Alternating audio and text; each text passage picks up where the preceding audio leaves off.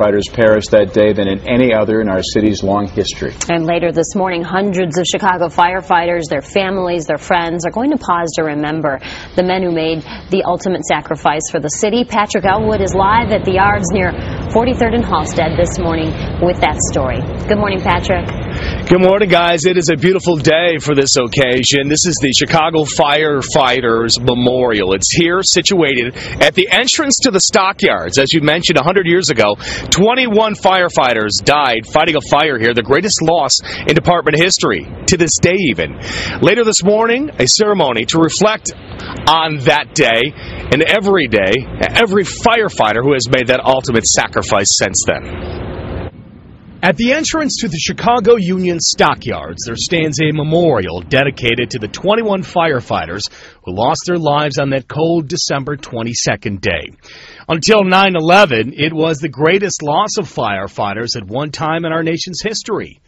Chicago Fire Marshal James Horan and 20 of his brave men were buried under a wall that blew out during a fire at the Nelson Morris Cold Storage Warehouse in the yards.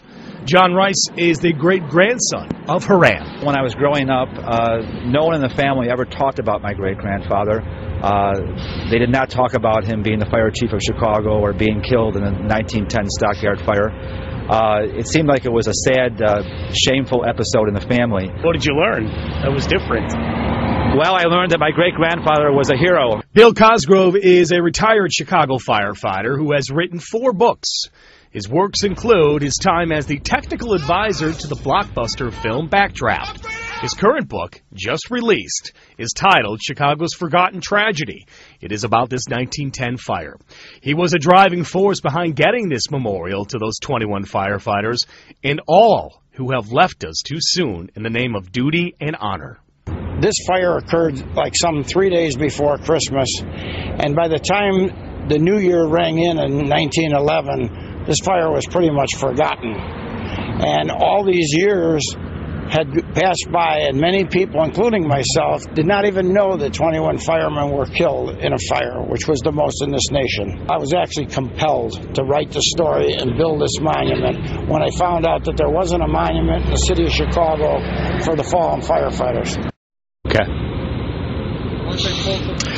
Back live here at the scene, a photo gallery is being set up for later this morning. People can check out some photos from back at that time. The ceremony begins at 10 a.m. and at that time, the name of Christopher Wheatley will be unveiled. He is the latest firefighter who died in service to our city.